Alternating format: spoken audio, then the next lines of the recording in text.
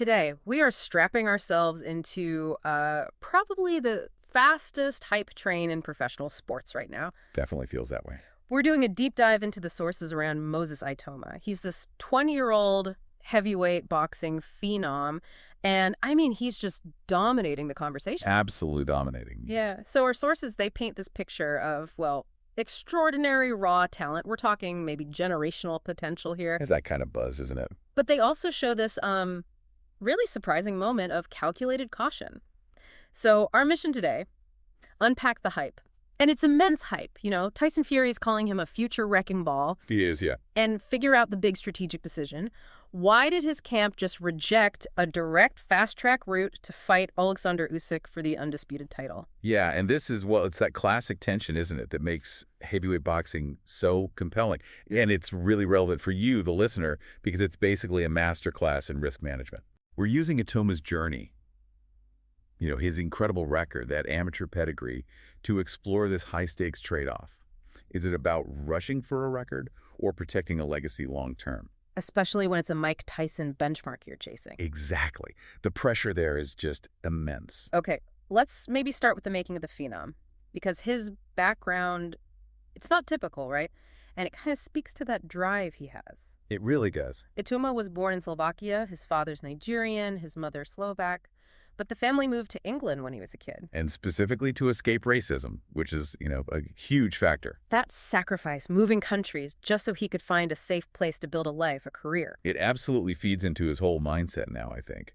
It shows he's willing to take these extreme, calculated steps for one goal. He started boxing really young, just 7, apparently inspired by his older brother, Carol Itauma. Yeah, Carroll's a light-heavy prospect himself. But Moses, well, he quickly kind of separated himself, didn't he? He didn't just separate himself, he basically rewrote the record books as an amateur. Oh, completely. His record was, 24 wins, 0 losses. Just perfect. Unbeaten, Yeah. which is just, well, incredible at that level.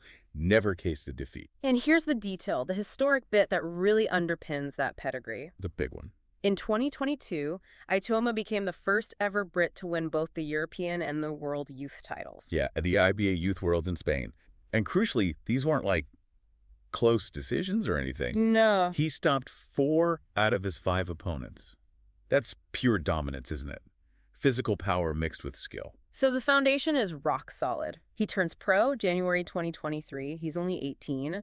Signs with Frank Warren, Queensberry Promotions. They know how to build stars. They certainly do. And the ambition he set out publicly, it's just staggering. It really is. The ambition is the ticking clock here. He's openly said, I want to break Mike Tyson's record.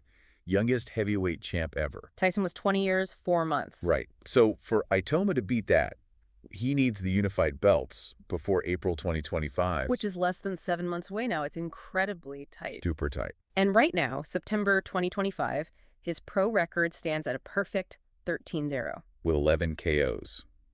So the power's translating. Which brings us nicely to how he fights, because that's what really created this shockwave, this buzz. Yeah, the style. His pro debut, remember that 23 seconds, knockout of Marcel Beau, just boom. No, yeah. But the one that really, confirmed the hype for everyone was more recent. That first-round TKO of Dillian Whyte in Riyadh. Former contender White, yeah. Took him just 119 seconds. That win just catapulted him, didn't it? From hot prospect to immediate contender. Oh, absolutely. And his confidence, well, it's sky high. After the White fight, he basically said, I'll fight anyone you put in front of me. We did. If I get the opportunity, 100% I will be world champion. Yeah.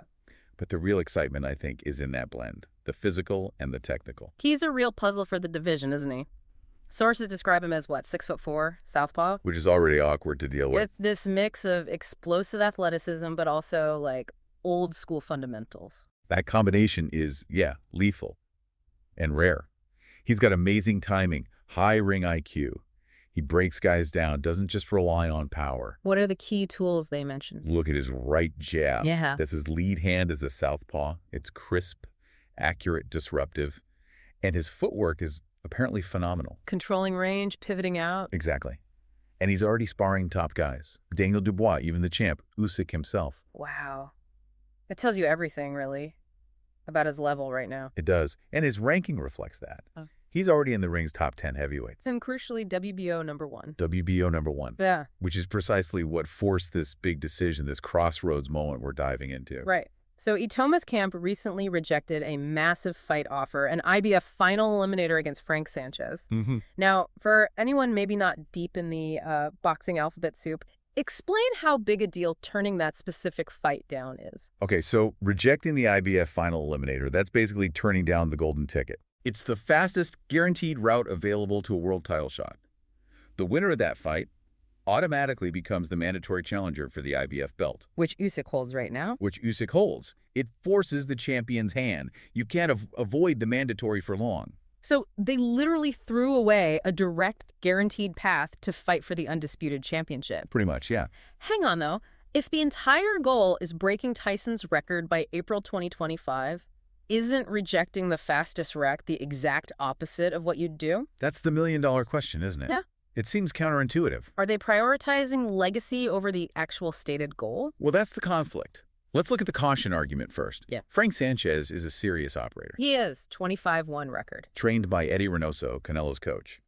Sanchez's co-manager basically said Itoma's probably a bit too green for Frank right now. Oof. They see him as a future star, sure, but maybe not quite ready for that established elite tier just yet. Just think about that decision for a second, though. You're 20 years old, spotlight's on you, and you say no to a huge payday and a direct shot at the undisputed crown. Takes incredible confidence in the long game. Absolutely.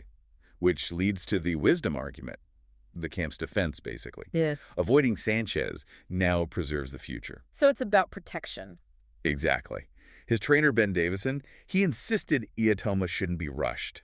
Not before he's fully ready. And look who's advising him, too. Lennox Lewis, right? Lennox Lewis, former undisputed champ. He apparently told Itauma, wait until Usyk retires before even attempting a title bid. Wow. That's big advice. And Lewis's own career, it was defined by timing, smart choices. The idea is maybe rushing for a record sacrifices that long-term goal, you know? Yeah. Generational wealth, sustained legacy. Lewis got that right. That fear of rushing a generational talent, it's definitely real. And this whole rejection, it obviously got the heavyweight veterans talking, created a real contrast in views. For sure.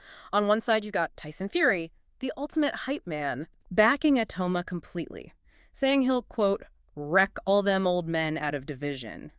He lists Usyk, AJ, Miller, Zhang. Everyone, yeah.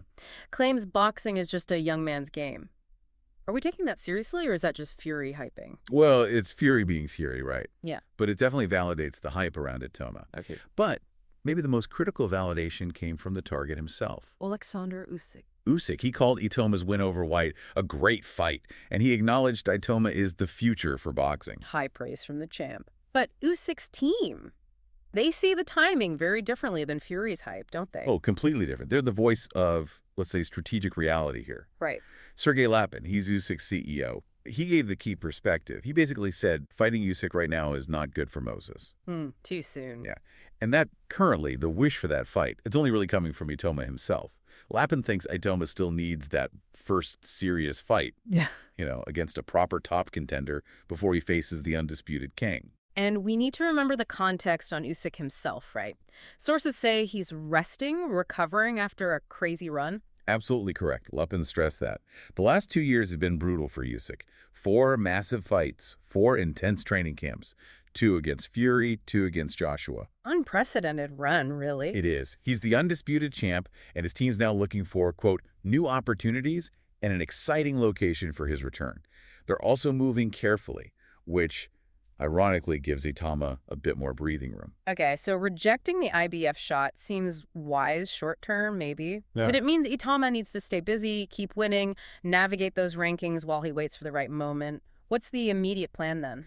Well, the immediate plan is a return to the ring, December 13th, 2025, back in the UK. Okay. Opponent. Names being floated are David Adlai and Michael Hunter. Both are, credible steps up, solid tests. So still navigating the shark tank, but taking calculated steps, not just jumping in the deep end. Exactly that. Not one giant leap yet. And when we connect this back, big picture historical context, what Itauma seems to be trying is that perfect, almost Usyk-like path. That's a great comparison. Think about the commentary around Usyk, right? Mm-hmm. Former cruiserweight, moved up for legacy, for money. Dismantled big heavyweights like Dubois with skill, ring IQ. Right. And put himself in the conversation with Tyson, Ali, the greats.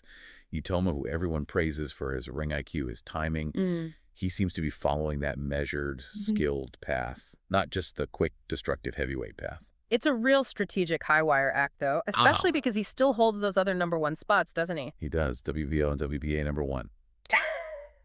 Which leads us perfectly into the wrap-up here. Itauma clearly has the tools. He's got the perfect 13-2 record. The hype is massive. Fury's hype train is at full speed. Full speed. But his camp is pumping the brakes, trying to ensure he avoids that classic trap-talented prospect, rush too soon, potential wasted. But rejecting the IBF shot does create this dilemma. That's the core tension, isn't it? Immense talent versus perfect timing. I feel like Itauma is being built for a 15-year career, not just a quick peak. Absolutely. Seems like the long game. Now, consider the strategic chess match he has to play. He holds the WBO #1 and WBA #1 spots, too. Right. So, given Usyk is resting, his team is searching for new opportunities, the perfect venue. Right. Does Itauma's calculated no to the IBF mandatory now force his hand elsewhere? Meaning? Meaning, does he now have to risk one of those other #1 spots he holds? If he waits too long for Usyk to retire or vacate, maybe the WBA or WBO stores their mandatory timeline. So he trades one pressure cooker fight Sanchez for potentially another one, just with a different sanctioning body. Exactly. All because he's trying to thread that needle, hit that perfect timing window before the Tyson record expires in April 2025. Right. Does dodging one bullet just line him up for another?